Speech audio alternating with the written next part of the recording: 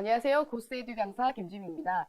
자, 오늘은 그 문학 분석하는 방법 마지막 강의 극수필에 대해서 한번 살펴보도록 하겠습니다. 저와 같이 이 영상을 처음부터 들어주신 이제 학생분들은 꽤 오랜 시간 제 수업을 이제 같이 들어주신 건데요. 이 마지막까지 저랑 함께 문학 수업을 열심히 들어주셔서 또 연습도 하셔서 꼭 문학 성적 향상에 도움이 되시길 하는 마음으로 마지막 강의까지 최선을 다해보도록 하겠습니다. 물론 뒤에 독서 지문 분석하는 방법도 있기 때문에 강의가 전체적으로 다 끝난 건 아닙니다. 자, 그러면 이제 우리 극수필 공부를 한번 해보도록 하겠습니다. 지금 제가 갖고 온 거는 이제 모의고사에 있는 지문 중에 일부를 갖고 온 건데요. 여기 보시면은 일반적으로 모의고사는 그러니까 수필이죠. 여기 뒤에 수필이 나오는데요. 수필은 단독으로 출제되는 경우는 없습니다. 없고요. 이게 앞에 보시는 나작품이나 가작품 보시는 것처럼 다른 문학의 갈래와 함께 출제되는 경향이 많습니다. 그리고 이따 제가 이제 말씀드린 그 극문학에 비해서는 출제되는 경향이 출제 비율이 더 높아요. 그래서 이제 출제 비율이라고 하면은 다른 뭐 현대시라든가 뭐 현대 소설이라든가 고전 그다음에 산문 논문은 항상 나오는 건데요. 이 극수필은 항상 나오지는 않습니다. 그래서 여러분 입장에서는 그래서 대충 공부해도 되겠다라고 생각하실 수 있겠지만 최근에 이제 수능의 유형이 바뀌면서 수필이 좀 다수 출제되리라 예상을 하고 있습니다. 그래서 수필은 좀 더 평상시 이제까지 공부하셨던 것보다 좀 더 꼼꼼하고 자세하게 보시면 좋을 것 같습니다. 자, 요거 빠르게 먼저 해볼게요. 45번 문제까지죠. 그럼 쪽수가 어디까지인지 확인을 해주시고 그 다음에 여기 보시면 뒤에 문제 43번 가에서부터 다까지의 공통점 그러면 우리 이거 언제 풀기로 했어요? 한 작품 보고 범위 체크, 한 작품 보고 범위 축소. 그렇죠? 자, 그 다음에 44번 보기를 바탕으로 가와 나를 감상하래요. 이거는 우리 지금 하는 수필과는 관계가 없죠. 왜냐면 수필은 다니까. 근데 이제 굳이 얘기를 드리자면 보기부터 봐라. 자, 그 다음에 이제 45번이에요. 기억에서부터 미음에 대한 이해로 적절하지 않은 것은 이라고 되어 있는데요. 자, 이건 어떻게 하자고 했었죠? 우리가 앞에서 문제를 보면 다시 앞으로 넘어와서 자, 45번. 그쵸? 요렇게. 그 다음에 여기 45번. 본문에다가 자, 그 다음에 여기 또 45번 이렇게 표시를 해놓고 중간에 풀 수 있으면 중간에 푸는데 문학 같은 경우에는 어떻게 밑줄 그어진 것까지만 보시면 안 되고 밑줄이 포함된 앞문장이나 뒷문장 혹은 그 밑줄이 포함된 전체 문장 끝까지 다 읽고 푸시는 게 좋다라고 말씀을 드렸었습니다. 자, 이거요. 제가 지금 빨리 진행하는 게 아니라 이거 한 5번, 6번 반복해서 말씀을 드린 거죠. 자, 그러면 이제 우리가 다시 이 수필을 어떻게 분석하느냐, 본문을 어떻게 분석하느냐에 대해서 말씀을 드리도록 하겠습니다. 자, 이 수필은 현대소설을 분석하는 방법과 동일합니다. 자, 우리 현대소설 분석할 때 어떻게 하자고 했었죠? 첫 번째, 인물이 나오면 밑줄을 동그라미를 해주자. 수필도 마찬가지입니다. 물론 나라는 사람이 기본적으로 나오겠지만 다른 사람들도 나올 수 있다라는 거죠. 윗집 여자라든가, 그렇죠? 친구라든가. 그 다음에 두 번째, 사건이죠. 자, 사건이 나오면 뭐 해줍니까? 밑줄을 그어줍니다. 자, 그 다음에 세 번째, 성격이나 혹은 정서, 심리, 이런 것들이 나와도 밑줄을 그어주는 거예요. 자, 그 다음에 이제 현대소설에서 네 번째 시점을 파악하자라고 되어 있었는데, 수필은 자기 자신이 겪은 일을 솔직하게 표현하는 거다 보니, 시점에 대한 얘기는 하실 필요가 없겠지요. 자, 그래서 우리가 수필을 읽을 때는 첫 번째, 두 번째, 세 번째 내용을 표시하시면서 읽는 건데요. 제가 이 수필에 대한 얘기를 이렇게 끝내면 안 되고 어떻게 나눠서 하나만 더 말씀을 드리고 싶냐면 고전 수필과 현대 수필에 대한 얘기를 좀 하고자 합니다. 우리가 시험에 나오는 수필의 종류는 크게는 고전 수필과 현대 수필이 있지요. 자, 그런데 여기서 고전 수필은 뭐 설이 있네, 기가 있네, 뭐 이렇게 얘기를 하는데요. 뭐 다 통틀어서 뭐 설 있네, 기네 그거를 구분하는 건 중요하지가 않습니다. 중요한 게 아니라 여러분이 만약에 수능장에 갔어, 모의고사장에 갔는데 고전 수필이 시험에 나왔다라고 하면 얘는 100% 뭐를 주려고 한다? 교훈을 주려는 목적으로 이 수필을 쓰는 겁니다. 교훈을 주려는 목적으로. 그러니까 여러분이 고전 수필을 읽었으면 아까 제가 현대 수필처럼 하라는 첫 번째 인물 동그라미, 두 번째 사건 동그라미, 세 번째 그 뭐였죠? 성격이나 심리 동그라미 밑줄 해주시고 마지막으로 고전 수필을 읽으시면 마지막으로 체크하시면서 읽어야 될 게 바로 교훈입니다. 분명히 그 지문 안에는 교훈이 들어가 있어요. 그러면 그 교훈이 나오는 문장에 뭐를 해준다? 물결 밑줄을 그어준다. 이 교훈은 무조건 시험에 나오게 되어 있습니다. 자, 그 다음에 이제 현대수필인데요. 여러분 현대수필은 교훈이 있는 것도 있고 교훈이 없는 것도 있어요. 요즘에는 현대수필은 교훈이 그러니까 교훈이 있는 것보다는 그냥 일상의 경험을 바탕으로 글쓴이 자신이 깨달은 바를 솔직하게, 진솔하게 표현하는 글이 좀 더 많이 실리는 추세입니다. 그렇다고 해서 아예 교훈이 없지는 않아요. 그래서 현대수필은 절반 정도는 교훈을 주려는 목적으로 쓰고 또 절반 정도는 어떻게 하려는 목표? 그냥 자신의 깨달음. 개인이죠, 개인. 글쓴이 자신. 글쓴이 개인의 경험과 그로 인한 깨달음을 어떻게 진솔하고 솔직하게 표현하는 수필이 나오고 있다. 근데 요즘에는 이게 좀 더 많이 나온다. 추세가. 왜냐하면 고전 수필에서 교훈을 담당을 하고 있기 때문에. 그래도 자, 현대 수필을 읽으실 때도 교훈이 나오는 수필을 읽으시면 교훈의 물결 밑줄을 그어주시고, 그렇죠? 자, 그 다음에 글쓴이의 개인적인 경험이나 깨달음이 나온다. 그러면 어디에? 깨달음이 나온 부분에 물결 밑줄을 그어주시면 됩니다. 자, 수필은 요게 다예요. 요게. 왜냐하면 우리가 현대소설을 공부를 했었고, 현대소설의 기본 스토리와 비슷하게 유사하기 때문에 소설을 분석했던 것과 똑같이 하시는데 교훈이나 깨달음이 나오는 부분에 물결 밑줄을 그어주시면 된다가 포인트입니다. 자, 그러면 우리가 요거를 직접 한번 연습을 해보도록 하겠습니다. 자, 앞에 고전 작품은 지나가도록 하겠습니다. 지금 우리가 아까 문제를 보긴 했는데 문제에서 이거 지금 44번이 보기야 힌트인데 얘는 가나에 걸쳐져 있기 때문에 우리는 볼 수가 없어요. 자, 그쵸? 우리가 지금 문제를 먼저 훑어봤을 때 정보로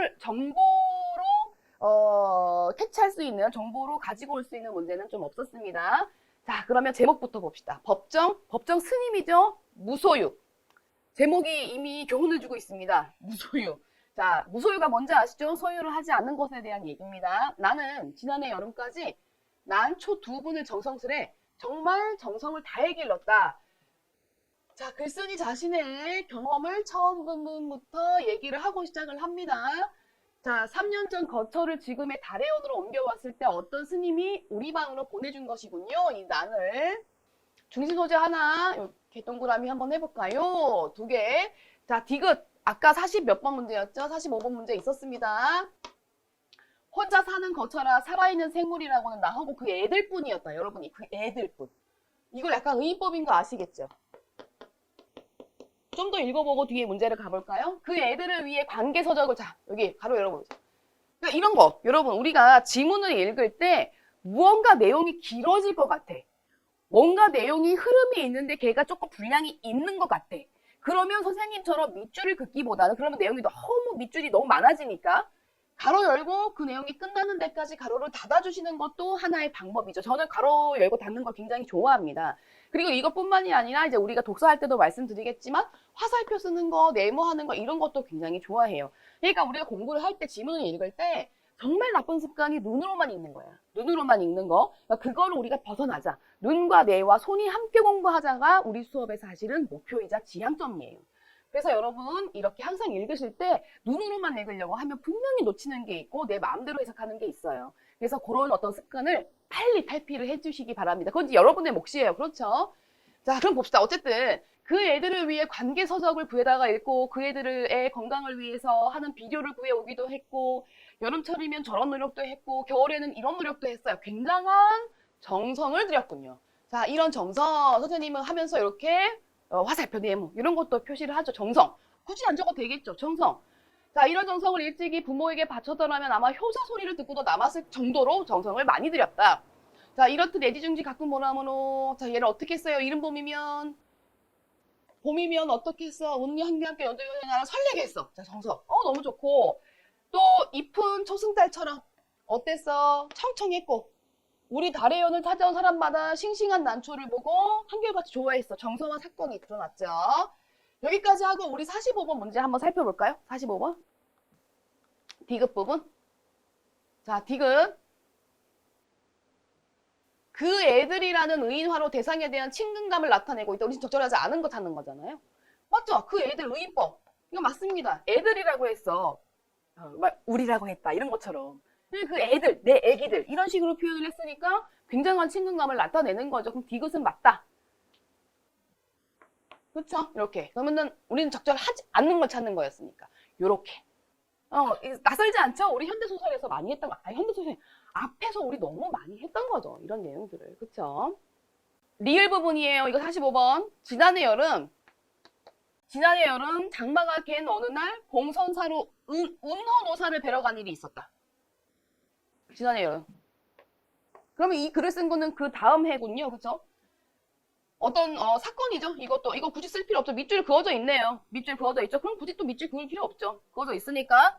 자, 운허노사 동그라미 등장인물. 등장하진 않았지만 운허노사를 뵈러 간 일이 있었다. 한낮이 되자 장마에 갇혔던 햇볕이 눈부시게 쏟아져 내리고 앞 게을문 소리에 어울려 숲속에는 매미들이 있는 대로 목청을 돋웠다. 한여름이었나. 아차! 이때 문득 생각이 난 것이다. 뭐가 생각이 났는지 볼까요? 우리 지금 리을 문제도 풀어야 되죠? 자, 이거 사건이요. 난초를 뜰에 내놓쳐 온 것이다. 엄청 큰 사건이네요. 모처럼 보인 찬란한 햇빛이 돌연 원망스러워지기까지 했군요. 햇빛을 많이 보면 죽나 봐요. 뜨거운 햇빛에 늘어져 있을 난초잎이 눈에 아른거려서 더 지체할 수가 없었다. 허둥지둥 그 길로 돌아와 버렸어. 오랜만에 운허 누구지? 그분을 만나러 갔었는데 아니나 다를까 잎이 축 늘어져 있었다. 안타까워하며 샘물을 그려다 죽여주려 했더니 겨우 고개를 들었다. 하지만 어딘지 생생한 기운이 빠져나간 것 같았다. 이런 느낌이었어. 나는 이때 온몸으로 그리고 마음속으로 절절하게 느끼게 되었다. 뭐예요? 뭘 절절하게 느끼게 될 때? 미움, 집착이 괴로움인 것을. 나 여기 왜 물결 밑줄 그었죠? 교훈 주고 있군요. 스님이에요. 제목이 무소유였습니다. 자, 자기의 경험, 일상적인 경험을 얘기를 하더니 우리에게 집착은 괴로움이라는 교훈을 주고 있군요. 좀 더 읽어보고 할까요? 몇 줄 안 남았으니까 문제를 풀어볼까요? 그렇다. 나는 난초에게 너무 집념해버린 것이었다. 이것도 물결 밑줄 해볼까요? 그래서 이 집착에서 벗어나야 되겠다고 결심했다. 그래서 나는 난을 가꾸면서는 산철에도, 자, 산철 밑에 백술편을 항상 봐야 된다고 말씀드렸습니다. 이건 선택사항이 아니에요. 필수사항이에요. 스님들이 거처를 떠나 수행하는 그 기간에서도 나그네 길을 떠나지 못한 채 꼼짝을 못했었다. 밖에 볼 일이 있어 잠시 방을 비울 때면 환기가 되도록 들창문을 조금 열어놔야 했고, 그러니까 이것도 가로 열면 되잖아. 내가 어떻게 집착을 했는지. 그게 지금 나열되고 열거되고 있어. 내용이 길어지고 있죠? 그래서 제가 이거를 어떻게 이렇게 닫아보도록 한다는 거죠. 분을 내놓은 채 나가다가 뒤미쳐 생각하고는 들어와 나간 적도 한 번이 아니었다. 그것은 정말 지독한 집착이었다. 하고 이제 뒤에 보면은 이제 이 난을 그래서 다른 사람들한테 나눠주고 홀가분함을 느껴요. 뭐 그런 내용인데요. 어쨌든 여기서 우리한테 준 이제 하나의 사건, 정서, 그렇죠? 사건, 정서, 그 다음에 교훈. 수필은 이렇게 표시를 하시면서 읽으면 됩니다. 자, 아까 혹시 까먹으셨을까봐 리을 부분은 요거예요. 지난해 여름에 장마가 갠 어느 날 봉송사는 운허노사를 뵈러 간 일. 자, 그 다음에 미음의 집착이 괴로움이라는 깨달음을 나타낸 거죠. 그럼 우리가 45번으로 한번 가봅시다. 자, 리을. 운허노사의 가르침으로 가치관의 변화를 암시한다. 세상에 답이 4번이었네요, 여러분. 왜요? 운허노사의 가르침 안 나왔죠? 그래요? 가치관의 변화를 암시한다. 여러분, 이것도 좀 오바죠? 가치관의 변화라기보다는 깨달음을 얻게 되는 거죠. 자기 스스로 셀프 깨달음이야. 그리고 운허노사를 뵈러 간 일이 있었다. 끝. 그리고 갑자기 그 자리에서 난이 생각이 났어, 스스로. 그래서 그냥 빨리 돌아왔다. 끝. 운허노사는 여기서 한마디의 언급도, 대사도 없습니다. 그래서 가르침 안 되고 가치관의 변화까지는 아니고 태도의 변화가 나타나겠죠. 답이 4번이라는 사실을 알 수 있고, 자, 미음 집착의 괴로움이다라는 부분이었죠. 자, 난초를 통해 화자가 깨달은 바, 그렇죠, 깨달은 바. 그러니까 깨달은 바. 그러니까 가치관의 변화라고 하는 건 너무 오버가 된다라는 거. 자, 이렇게 해서 우리가 수필의 내용을 공부를 한번 해봤는데요. 물론 여러분 43번 같은 경우도 푸실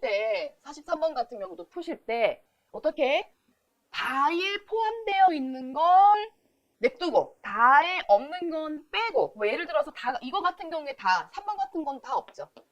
그 다음에 4번 같은 경우도 현실에 대한 비판적인 거 없죠. 그렇죠? 자, 시간의 흐름을 바탕으로 대상에 대한 화자의 심정은 있어요. 그렇죠? 그 다음에 대상의 감정을 이입한 것도 없습니다. 그냥 정성을 다했다고 했지 감정 자체를 내 감정을 반영해서 표현하지는 않았어. 자, 공간감정 표현도 없었습니다. 어머 세상에. 나는 그냥 어떻게 하려고 했었죠? 여기 포함되는 것만 찾아보려고 했었는데 답이 5번이 나와버렸네. 가나를 보지 않았는데도 여러분. 이게 바로 중간에 푸는 제 수업의 힘이에요. 다 보지 않고 푸는 힘. 그렇죠? 그러면 우리가 만약에 가나다 중에 다부터 봤다고 치자고. 그러면 다부터 보면 답이 5번이 나왔어. 그러면 가와 나를 우리가 문제를 풀 때, 아, 가에도 나에도 이런 게 나오겠구나 라고 이걸 배경 지식 삼아서 작품을 보시면 된다는 거죠. 아이고, 정말 잘 나왔네요. 이렇게 되는 경우가 아주 많다라는 거죠. 여러분 저랑 같이 수업을 해보시면 아시겠지만. 자, 이제 그러면 우리가 뭐 하냐? 이렇게 문제를 다 풀고 나면 뭘 해봅니까? 메모를 해볼 거예요. 메모. 그렇죠? 우리 항상 뭐 합니까? 지문을 분석하고 난 다음에 메모하고 있죠? 자, 첫 번째는 사건. 쉽네요. 사건. 이건 등장인물 굳이 할 필요 없습니다. 어차피 중심 등장인물은 나예요. 나. 내가 겪은 일을 적은 거니까. 두 번째는 교훈입니다.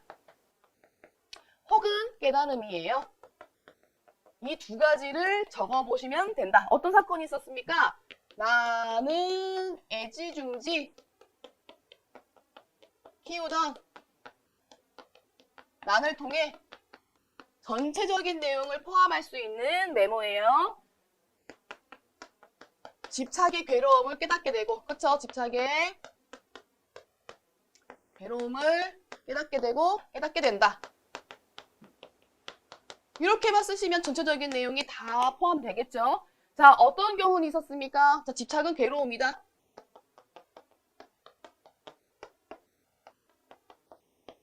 자와 같은 교훈을 줬다. 자, 이게 바로 수필입니다. 자, 이제 우리 그 다음에 극에 대한 내용을 한번 같이 해보도록 하겠습니다. 극문학을 한번 같이 해볼 건데요. 여러분 극문학은 조금 앞서 설명했던 수필보다는 조금 설명할 게 이론적인 부분에 설명할 게 좀 있어요. 보시면 우리가 극문학이다라고 했을 때 이 극은 뭐죠? 연극적인 요소, 희극, 그러니까 극적인 거예요. 뭐 행동이나 대사를 통해서 하는 문학이라는 건데 우리 모의고사나 수능에 나오는 극문학은 지금 현재 두 가지가 있습니다. 하나는 영화와 드라마의 대본이 나오고요. 두 번째는 연극의 대본이 나옵니다. 난이도를 말씀을 드리자면 영화나 드라마의 대본이 나오면 땡큐입니다. 감사할 일이에요. 이건 그렇게 어렵지 않습니다. 왜냐하면 여러분 영화나 드라마 같은 경우에 물론 뭐 청소년 관람 불가 영화는 우리 수능이 안 실리니까 영화나 드라마 같은 경우에는 기본적으로 초등학교 3학년이 이해할 수 있는 수준으로 만든다고 합니다. 드라마의 어떤 그 이론에서 그렇기 때문에 우리는 초등학교 3학년보다는 수준이 높다라고 자부할 수 있죠. 그렇기 때문에 영화나 드라마가 나오면 그닥 어렵지 않습니다. 그런데 이제 문제는 연극의 대본, 즉 희곡이죠, 희곡. 영화나 드라마의 대본은 시나리오고요. 이 희곡이 나오면 조금 까다롭습니다. 이 희곡은 사상이나 혹은 철학을 담아서 쓰는 경우가 꽤 있어요. 특히 일제강점기 때 문학 같은 경우가 그렇고요. 또 여러 가지 어떤 장르들을 포함하고 있죠. 그래서 희곡이 나올 때는 좀 어려울 수 있는데 앞에서 말씀드렸던 것처럼 이 희곡은 극문학은 그닥 수능에는 잘 나오지 않고 모의고사에서 잘 나오지 않으나 그래도 몇 년에 한 번씩이라든가 혹은 복합 지문으로는 나오는 편이니까 꼭 우리가 살펴봐야 한다라는 거죠. 자, 이 극문학을 이제 우리가 공부를 하기 전에 자, 먼저 했던 거 또 합시다. 또 43번에서부터 45번이군요. 요거는 단독 지문이었어요. 이걸 어떻게 제가 찾아냈습니다, 여러분. 단독으로 나온. 집으로라는 시나리오였고요. 43번. 윗글에 대한 설명 중 적절한 거. 그럼 이거는 언제 풉니까? 문학은 중간에 끊기가 힘들기 때문에 그냥 다 읽고 푸는 게 좋을 것 같습니다. 자, 문학은 설명이나 이해나 제가 어떻게 하라고 했었죠? 다 끝까지 읽고 풀어라 라고 말씀을 드렸었습니다. 자, 기억에서부터 디귿을 이해한 것 중 적절하지 않은 거군요. 또 할까요? 앞에 넘어와서 기억, 니은, 디귿을 찾아봅시다. 씬 넘버 7, 그쵸? 몇 번이었죠? 44번이었죠? 씬 넘버 7. 또 씬 넘버 7, 니은 44, 씬 넘버 63. 그쵸? 또 어디 있을까요? 디귿이. 저기 저 위에. 여기 44. 이렇게 표시를 하시면 좋겠다. 그렇죠? 요거 표시를 본문에 해주시고. 자, 그 다음에 45번.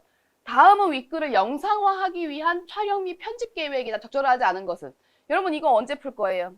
언제 풀까요? 이거를 먼저 이게 보기를 바탕으로였어요? 아니죠. 그럼 이거는 먼저 보는 게 아닙니다. 근데 문제를 한번 훑어보시면 씬 넘버 53에서 54에서 씬 넘버 56에서 씬 넘버 83에서 이렇게 돼 있잖아. 그렇죠? 그럼 얘는 언제 푼다? 중간에 푼다.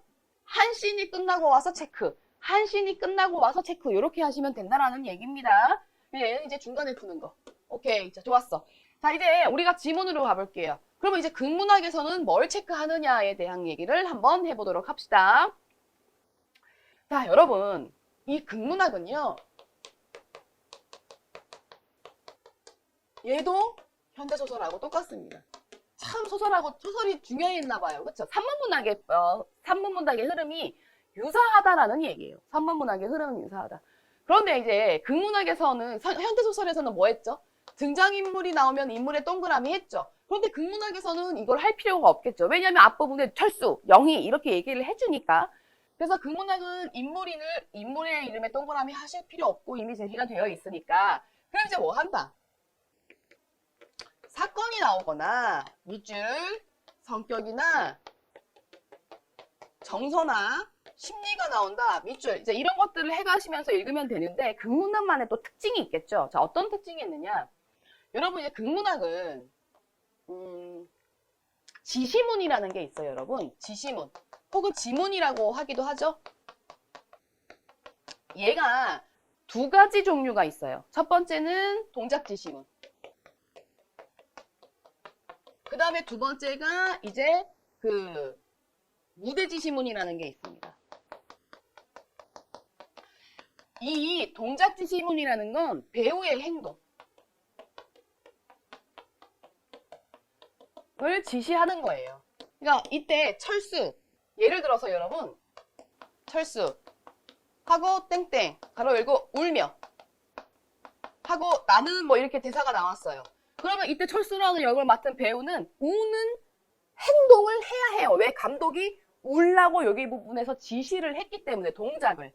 근데 이때 철수라는 배우가 안 울고 막 웃어. 그럼 잘리겠죠. 뭔 얘기인지 아시겠죠? 이게 바로 뭐야? 동작 지시문이야. 그러면 여러분 이 동작 지시문이 되게 중요합니다. 왜 중요하냐? 그러니까 여러분이 읽으실 때 이 동작 지시문이 바로 뭘 나타낸다? 바로 배우의 노란색으로 써볼까요? 바로 배우의 뭘 나타낸다? 심리. 그러니까 심리나 성격을 나타내는 포인트다. 그래서 우리는요, 여기에서 나오는 이 동작 지시문을 아주 잘 보셔야 됩니다. 이게 성격의 심리와 성격과 이어지니까 정서와. 자, 두 번째, 무대 지시문이라는 게 뭐냐면은요, 이렇게 무대에 조명이라든가, 음향이라든가, 또 뭐가 있죠 또? 조명, 음향, 뭐 효과음, 또 노래를 뭐라고 하나? 뭐 이런 것들이 있겠죠. 이런 것들을 적절한 상황에 틀고, 뭐 보여주고, 효과음, 뭐 내주고 이렇게 하는 거를 지시한 게 무대 지시문이에요. 그러니까 예를 들어서 이런 거예요. 뭐 철수, 난 떠날게. 헤어지는 상황인가 봐요. 이때 비가 내리며 뭐 이렇게 뭐 영희 가지마 이렇게 딱 칩시다. 그러면 여기서 이런 거 여기 부분에 비가 내려야 되는데 이때 무지개가 생기면은 이 무대 지시문 무대의 이런 장치들을 담당하는 분은 잘리죠. 그죠? 그래서 여기 이제 무대의 상황을 지시하는 지시문입니다. 자, 근데 이 무대 지시문도 왜 중요하냐? 아주 중요한 포인트. 바로 작품의 혹은 그 상황이죠. 그 씬의 그 상황, 그 장면이라고 할까요? 그 장면의 분위기와 정서를 알려주는 거예요.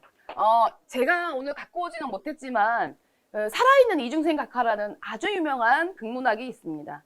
거기에는 이제 이중생이라는 사람이 죽은 척을 하는 자기 재산을 지키기 위해서 죽은 척을 하는 뭐 그러한 연극이에요.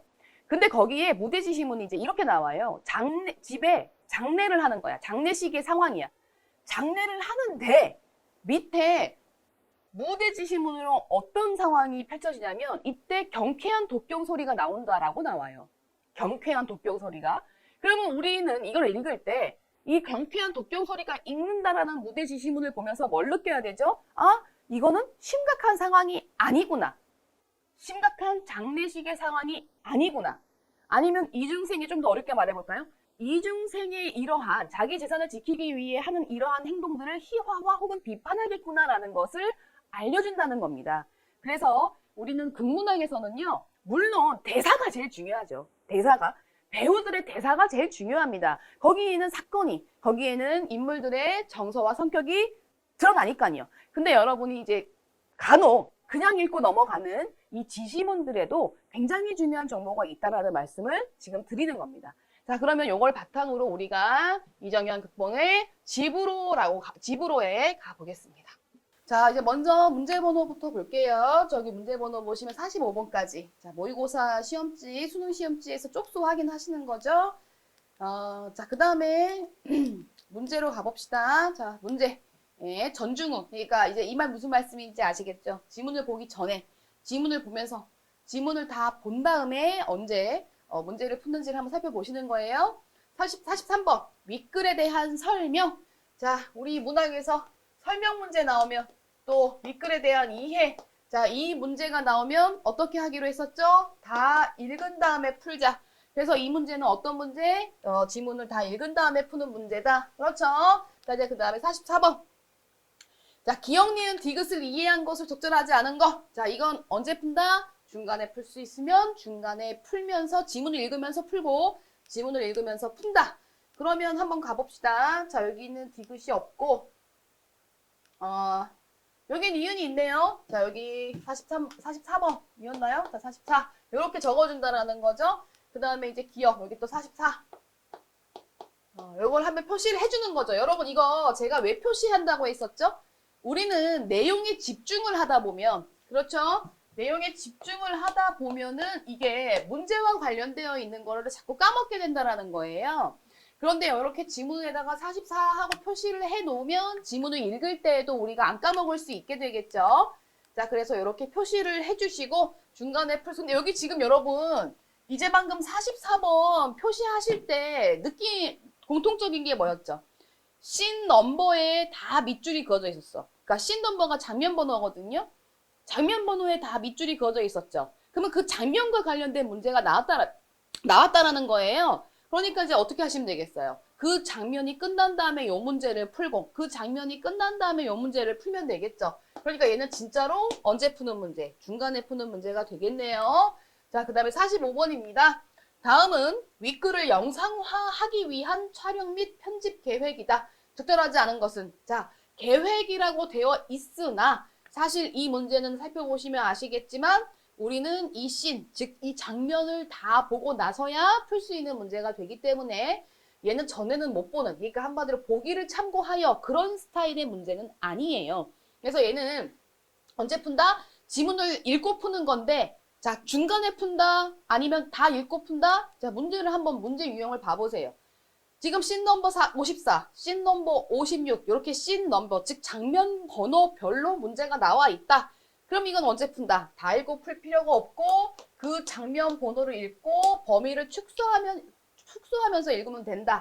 이렇게 되어 있겠죠. 그래서 지금 문제가 세 문제인데 43번만 다 읽고 풀고 44번하고 45번은 중간에 푸시면 될 것 같아요. 자, 이제 본문으로 가보겠습니다. 제목 볼까요? 이정현 극본의 집으로. 자, 제목은 우리에게 뭘 준다? 힌트를 준다. 집으로 가는 길인가 봅니다. 뭐 아닐 수도 있고요. 자, 맨 앞으로 가볼게요. 우리 절대로 눈으로 읽지 않습니다. 저한테 배우는 친구들도 보면은 독서는 우리가 이제 다음 시간에 독서를 한번 분석을 해볼 건데 독서 분석은 굉장히 잘해요. 그런데 문학 분석은 자꾸 중간에 까먹는 거야. 뭐 눈으로 읽지 말아야지 하다가도 내용에 집중하다 보면 자꾸 손을 놓고 눈으로 보게 되는데 다시 한번 말씀드리지만 우리는 감상하는 시간이 아니라는 거죠. 우리는 분석해서 문제를 푸는 시간을 접하는 거예요. 그렇기 때문에 감상하지 마시고 중요하다고 생각되는 부분에는 반드시 밑줄로 표시를 하면서, 그렇죠, 밑줄로 표시를 하면서 읽어주시기 바란다라는 거 다시 한번 말씀드립니다. 자, 앞부분의 줄거리, 서울에 살던 7살 상우 애기군요. 자, 엄마의 사업 실패로 형편이 어려워지자 시골에 사는 외할머니에게 맡겨지는 하나의 사건이 발생을 합니다. 자, 사건이라서 제가 밑줄을 그었습니다. 자, 기억. 이거 아까 44번 문제였던 거 기억나시죠? 한번 읽어봅시다. 동네 정류장 해질녘이군요. 자, 그러면 이게 지금 이 씬 넘버 7의 공간적 배경이 되는 거고, 해질녘이 이 작품이 아니라 이 장면 번호의 시간적 배경이 되는 거지요. 이런 것들도 여러분 모의고사 장에 가서는 이런 걸 메모하면서 안 읽으셔도 되지만 혼자 공부하실 때 오답을 하시거나 나중에 다시 한번 보실 때는 이런 것들을 꼼꼼하게 적어 가시면서 읽으시면 굉장히 큰 도움이 되겠죠. 국어 공부를 잘하는 방법의 가장 기본 틀은 꼼꼼해지는 겁니다. 대충 읽으면서 감으로 푸는 게 아니라. 자, 그럼 봅시다. 요란한 먼지바람을 일으키며 떠나는 버스. 이 버스는 지금 제가 앞부분의 줄거리를 읽어보니까 엄마가 다시 떠나는군요. 횡댕그렁하게 남겨진 상우와 할머니. 여기 할머니도 나오네요. 상우는 여기 앞부분에 할머니 집 맡겨준다고 했으니까 상우는 역시 먼지를 질색한다. 할머니는 앉으나 서나 상우의 키만 하다. 작은 할머니를 캐스팅해야 되겠군요. 꽤 꼬부랑하시다. 꼬부랑 할머니를 캐스팅해야 되겠네요. 근데 저는 이 영화를 봐서 이 영화의 상황을 아는데 이 할머니 여기서 굉장히 꼬부랑하게 걸으세요. 이렇게. 근데 나중에 촬영 비하인드 컷을 보니까 굉장히 꼿꼿하시더라고요. 연기 굉장히 잘하신 분. 벌써 노을이 지려한다. 서먹서먹한 둘. 상황이죠. 그래서 밑줄 그었습니다. 할머니 같이 가자는 신용을 하자 상우는 더욱 할머니를 우습게 보고. 7살입니다, 여러분.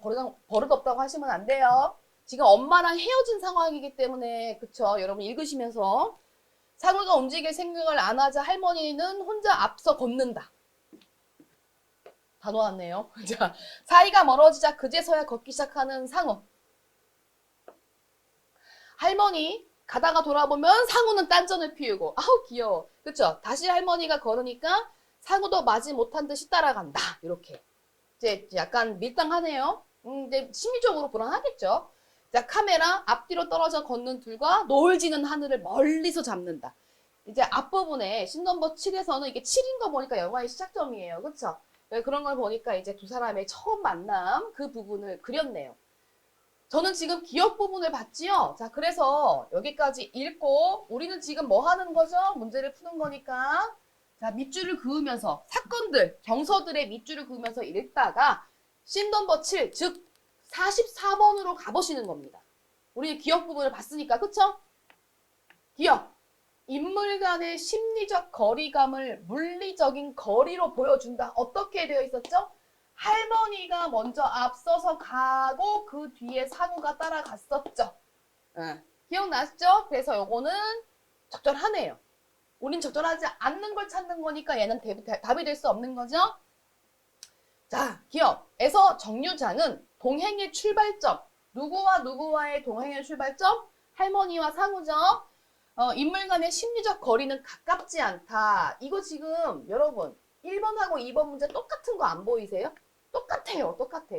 여기서는 정류장이 동행의 출발점이냐 아니냐만 보면 됐던 거야.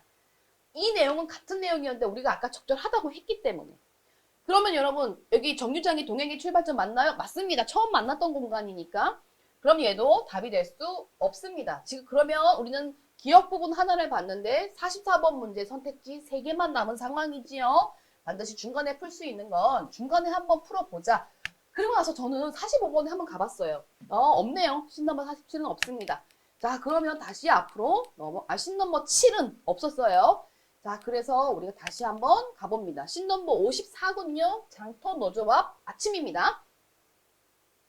모퉁이에 숨어서 보고 있는 54면 아까 7인데 엄청 많이 이제 씬이 지났네요. 창피하고 난감하고 슬픈 표정이다. 정서라서 밑줄 한번 그어봤어요. 왜 이런지 볼까요? 길 건너편에서는 할머니가 보따리를 풀고 앉아서 나물과 채소를 팔고 있어요. 그래서 그런가 봐요. 이게 창피했나 봅니다. 밑줄을 긋고 화살표로 일해서 이런 표시를 하시면서 읽는 거. 젊은 엄마들 사이에 끼어서 손님을 향해 손짓을 하는 할머니. 더 집어가는 손님을 막지 못하고 손해보듯 팔고 있어요. 나쁜 손님. 자, 할머니 때문에 슬프고 화가 나죠. 그럼 여기서 할머니 때문에 슬프고 화난 거 밑줄 그었어요. 왜요? 정서니까. 자, 왜 슬프고 화가 나죠? 앞부분의 내용과 연결시켜서 보세요. 할머니가 나물과 채소를 팔아서 손해보듯 팔고 있어서와 연결을 해야 하겠죠. 감상하지 마시고 분석하세요. 자, 씬 넘버 56 중국 음식점 나. 허름한 중국집 그래도 손님은 많다. 상우는 짜장면을 허겁지겁 먹고 있고 할머니는 양파 한 점을 오물거리며 간간히 엽차를 마시고 있어요. 왜 이러는 거예요? 이걸 읽으면서 여러분은 여기서 뭐라고 필기를 해주시면 좋겠어요. 아, 가난한가 보다. 자기만 먹는 게 신경 쓰인 상우가 할머니를 보면 할머니는 어여먹어 난 배 안 고파라는 손짓을 해보이는군요. 이렇게. 그렇군요. 왜 손짓을 해보일까요? 말해도 되는데. 이거 보신 분 있나요? 나중에 말씀드릴게요. 자, 시간이 경과하고 계산대야 퍼리춤에서 꼬깃꼬깃한 1,000원짜리 몇 장을 꺼내 간신히 계산하는 할머니. 자, 전 재산인 듯한 분위기. 여기다가 여러분의 추측을 아예 꽝 하고 결정해버리네요. 어떤 추측? 하나나. 그렇죠. 상우 그 광경을 유심히 봐요. 어떤 느낌을 가졌을까요? 이때 상우가? 그런 거 생각을 하면서 봐야 되겠죠. 창피하다고 생각을 했을까요? 아니면 할머니가 나를 이만큼 사랑한다고 생각했을까요? 자, 그런 것들을 예상하면서 좀 더 읽어봅시다. 씬 넘버 83이군요. 상우 지나간 달력 뒷면을 펼쳐놓고 할머니에게 글자를 가르치고 있군요, 여러분. 할머니가 글자를 모르는 모양입니다. 자, 아프다, 보고 싶다. 여러분 이거 오타 아니에요. 정말 이렇게 쓴 거예요. 7살짜리 상우니까. 아프다, 보고 싶다라는 단어가 상우의 솜씨로 큼지막하게 쓰여 있다. 할머니, 상우가 써준 글자를 따라 써보지만 눈도 잘 안 보이고 게다가 까막눈이 아니던가 점점점 글자 폼이 영 아니다. 그래도 열심히 가르쳐주길 따라오고 있군요. 아까 씬 넘버 7보다 어떤 느낌을 가지셔야 돼요? 여기 읽을 때 친해졌구나. 그렇죠? 자, 상우가 자기가 쓴 글을 짚으며 이건 아프다, 이건 보고 싶다, 써봐. 다시. 할머니, 미안한 표정으로 애를 써보지만 역시 이상한 선만 그어진다. 왜요? 처음 글씨를 써보니까 얼마나 어색하겠어요. 에이 참 그것도 하나 못해? 자, 이거요. 중요한 겁니다. 여러분, 제가 아까 뭐라 그랬어요? 이거 지금 무슨 지시문? 동작 지시문. 제가 동작 지시문에는 뭐가 나온다고 했죠? 인물의 성격, 심리, 정서. 그렇죠. 자, 화를 내지만 예전에 상우와는 달라요. 어떤 상우? 씬 넘버 7에서의 상우와는 다르다는 거죠. 어떻게 화를 낸다는 거예요? 그때처럼 마구잡이로? 아니죠. 애정이 담기게, 그렇죠. 사랑이 담기게 화를 낸다는 사실을 앞부분의 문맥적 상황에서 우리는 판단을 해야 한다. 그러니까 여기서 우리는 두 사람의 관계가 가까워졌다라는 사실도 기억을 해야 되겠죠. 캐치해야 되겠죠. 자, 할머니 다시 노력해보지만 할머니 말 못하니까 나왔군요. 할머니 말 못하니까 아주 중요한 상황이에요. 밑줄 그으셔야 되죠. 아까 기억나세요? 손짓으로 너 먹어. 할머니는 배불러? 너 먹어. 왜 손짓으로 했어요? 여러분 거기서 의문이 들었어야 되죠? 해답이 나왔습니다. 말 못하니까. 말 못합니다. 자, 할머니 말 못하니까 전화도 못하는데 편지도 못 쓰면 어떡해? 편지를 위해서 글을 가르쳐주고 있군요. 할머니 면목 없다는 듯 노력해본다? 애처롭다. 그 모습을 보다가 할머니 많이 아프면 그냥 아무것도 쓰지 말고 보내. 그럼 상우가 할머니가 보낸 건 줄 알고 금방 달려올게. 어머 웬일이야. 상우가 지금 여기 쓴 것처럼 할머니를 굉장히 사랑하게 됐습니다. 그렇죠? 그렇죠? 응 알았지? 울먹울먹 하더니 줄줄 온다. 자, 뭐가 드러나요 또? 정성. 뭔가 지금 이 상황이 이별의 상황인가 봐요. 뭐 아닐 수도 있지만 편지를 자기한테 쓰라 아프면 달려온다고 하고 울잖아요. 뭐 그래서 이별의 상황인가 보다. 아니면 나중에 가서 지우세요. 중요한 건 여기서 지금 이 웅달하는 이 슬픔의 감정의 종류가 뭔가를 체크를 하셔야 된다는 거죠. 뭐예요? 할머니를 굉장히 사랑하게 됐다라는 겁니다. 이런 것들을 표시하면서 읽으시면 좋다. 그렇죠? 내용에 너무 빠지시면 안 됩니다. 자, 이제 그다음 할머니 노력해도 안 된다는 걸 아는지라 갑자기 한글이 익혀지는 게 아니죠. 연필을 꼭 쥔 채로 고개만 주워. 자, 연필을 꼭 쥔 채로 고개만 주워거리며 눈물을 참는다. 잠시 우는 시간 서로가. 아이고 이렇게 서로가 애틋해졌습니다. 자, 시간 경과. 할머니는 자고 있고 상우는 구석에서 등 돌리고 무엇인가 열중. 보면 하늘에다 실을 꿰고 있다. 적당한 길이로 실을 끊는다. 아, 여러분 보세요. 반지꼬리에 모든 바늘에 실을 꿰어 놓은 거죠. 이거 왜 이렇게 행동한 거예요? 반지꼬리에 모든 바늘에 실을 다 끼워놨어. 할머니가 어떻게 했어요, 여러분? 할머니니까. 눈이 잘 안 보이겠죠? 이것도 할머니에 대한 뭐다? 애정이다. 우리가 여기 지금 몇 번, 씬넘버 몇 번까지, 83번까지 읽었는데 여러분, 지금 너무 내용에 집중하시면 안 돼요. 재밌지만 우리는 어디로 가야 되는 거죠? 자, 씬넘버 45. 중간에 해결할 수 있는 건 우리가 중간에 한번 해결을 해봅시다. 자, 씬넘버 54를 한번 볼까요? 문제를 보세요. 적절하지 않은 거죠. 적절하지 않은 거. 씬넘버 54. 자, 슬프고 화가 나는 상우의 표정을 강조하기 위해 할머니를 바라보는 상우를 멀리서 촬영해야 되겠어. 뭐라고? 표정을 강조하는데 멀리서 촬영한다고? 일단 냅둬봅시다. 자, 씬넘버 56. 꼬깃꼬깃한 1000원짜리로 간신히 계산하는 할머니의 상황을 분석하기 위해 할머니의 의상을 명품으로 준비를 해야 되겠니? 그쵸? 그게 전재산이라는 표현이 있는데 당연히 허름한 것으로 준비를 해야 하겠죠. 요거는 맞는 것 같아요. 자, 씬넘버 83에서 오늘 83까지 읽었죠? 상우의 진심을 보여주기 위해 겉으로는 화를 낸 표정 짓지만 속으로는 안타까워하는 감정이 느껴지게 연기를 해야 하겠죠. 왜냐면 이제 화내는 감정이 예전과 달라졌다라고 했으니 이거 맞는 거죠. 아, 이 배우 이름이 무슨 배우인데 지금 성인이 돼서 배우 하는 애가 있는데 지금 제가 기억이 안 나네요. 있어요. 이게 집으로 한번 쳐보세요. 여러분 아시는 배우일 거예요. 자, 씬넘버 83. 관객들이 할머니와 상우의 감정에 두 사람이 막 되게 헤어지는 거, 그러니까 이별하는지 모르겠지만 헤어지는 걸 대비해서 편지를 써라, 한글을 가르쳐주고 뭐 이런 상황이었지 않습니까? 그리고 할머니를 위해서 바늘에다 실을 다 꽂아주고. 그러니까 할머니가 눈물을 참는 부분부터 슬픈 배경음악을 삽입해야 되겠어. 나쁘지 않죠. 이때 뭐 트로트나 뽕이라고 했어. 트로트나 뭐 댄스나 힙합을 틀 수는 없지 않겠습니까? 얘도 적절하다고 볼 수 있다. 근데 여러분 아무리 봐도 우리가 지금 씬넘버 87 남았지만 얘 지금 애매합니다. 여기서 동그라미 쳐보자. 왜요?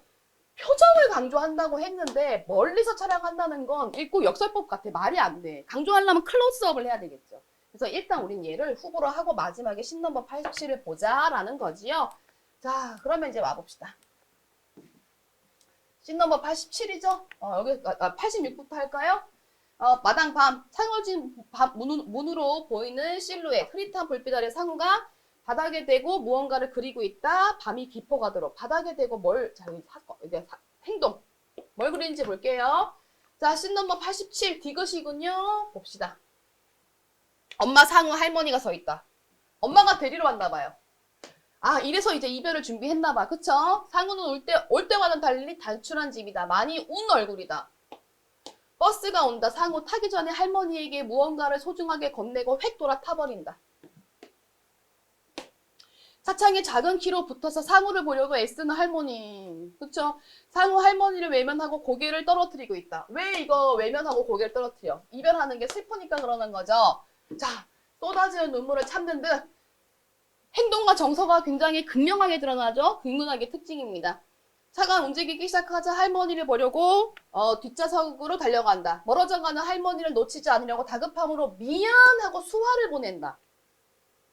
글썽글썽 할머니 아쉬움에 차를 쫓지만 금세 멀어진다. 그래도 계속 따라간다. 이미 차는 꽁지도 안 보이는데 할머니 드디어 멈춰선다. 미동도 않고 버스가 사라진 길만 보고 있다. 한참을 보다가 상우가 주고 간 것들을 본다. 상우가 아꼈던 로봇 그림 엽서들이다. 뒤집어 보면 5장 모두에 주소와 상우의 이름이 상우 글씨로 써 있다. 보내는 사람 칸에는 할머니, 우표 칸에는 상우한테 받으세요.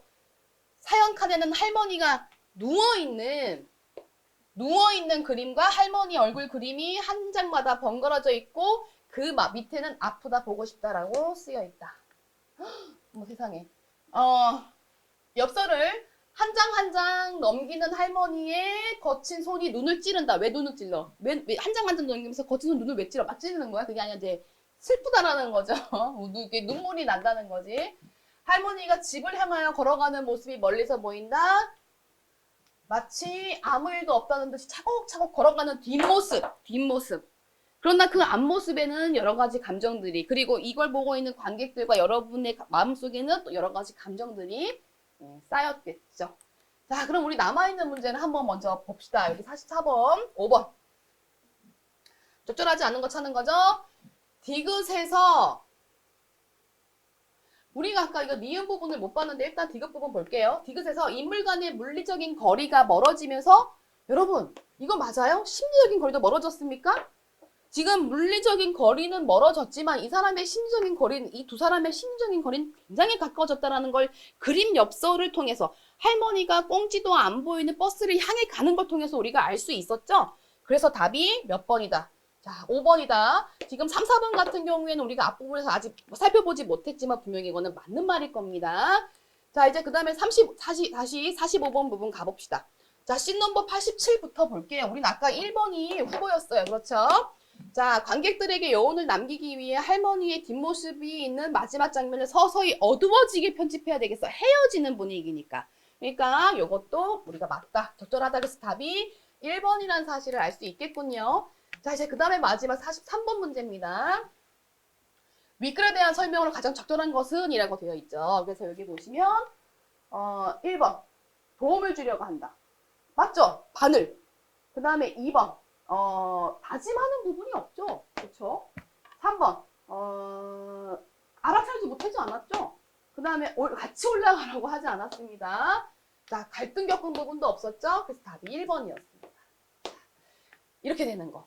우리가 여러분 어차피 이 문제는 여러분이 한 번도 못 만났던 문제라 문제를 푸는 것이 중요한 게 아니라 제가 지문을 분석할 때 어떻게 지문을 분석했는지를 보셔야 돼요. 그쵸? 이제 그러면 요렇게까지 분석을 이제 하고 나서 메모, 마지막 문제까지 풀고 채점까지 한 다음에 그 다음에 이제 그 메모를 마지막에 이제 해보시는 거예요. 그래서 지금 여러분 이 수업에서 제가 뭐 어차피 문제가 나왔기 때문에 문제를 풀어드리고는 있으나 사실은 여러분이 풀지 않았던 문제이기 때문에 문제를 막 풀고 저게 왜 답이 되느냐, 그게 포인트가 아니라 저 사람이 어떤 방식으로 문제를 풀고 있고 그 다음에 어떻게 지문을 읽고 있는지를 포인트로 두셔야 돼요.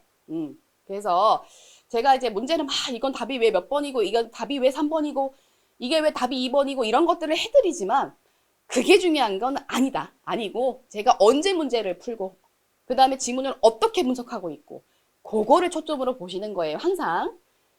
자, 이제 마지막 메모를 한번 해봅시다.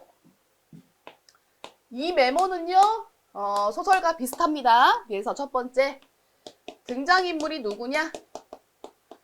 여기서 등장인물이 누구였죠? 엄마도 나왔지만 우리가 배운 부분에선 엄마의 역할이 거의 없었기 때문에 상우와 할머니 정도로 써주시면 되겠죠? 자, 그 다음에 이제 두 번째, 사건, 전체적인 사건을 써주시는 거예요. 전체적으로 한 문장 정도로. 그래서 외할머니 집에가 외할머니에게라고 할까요? 자, 외할머니에게 맡겨진 상우가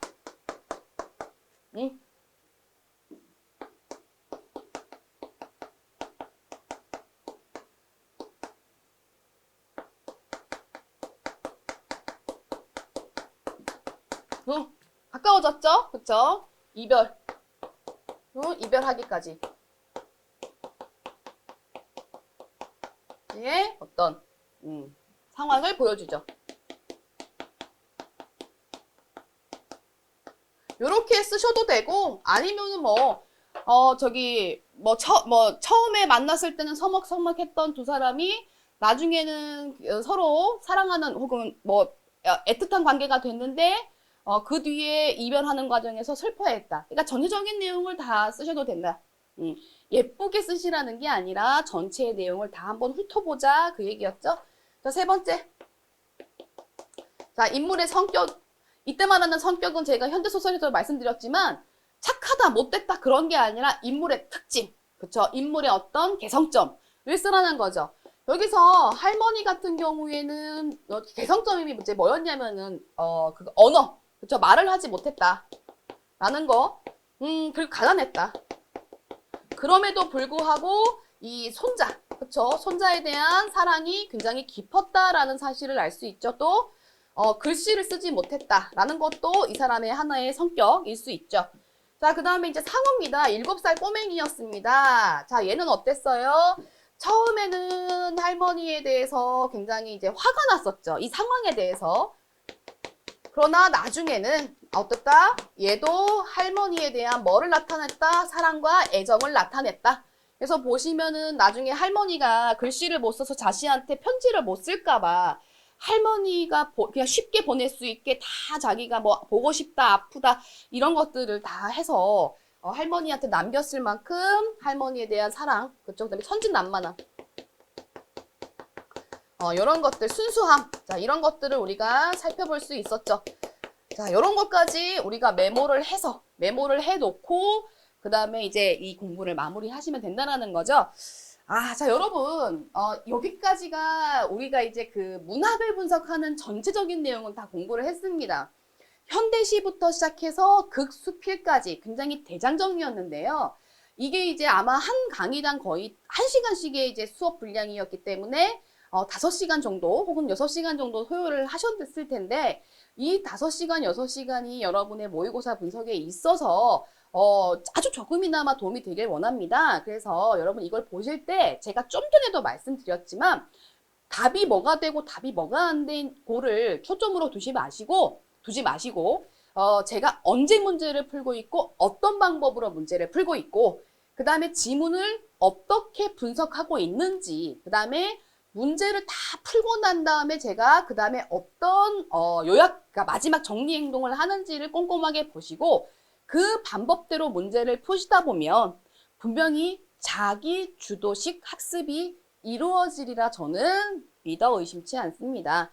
요 방법으로 저한테 배우는 친구들은 성적들도 많이 향상했고 국어 공부에 대한 자신감도 굉장히 많이 생겼습니다, 여러분.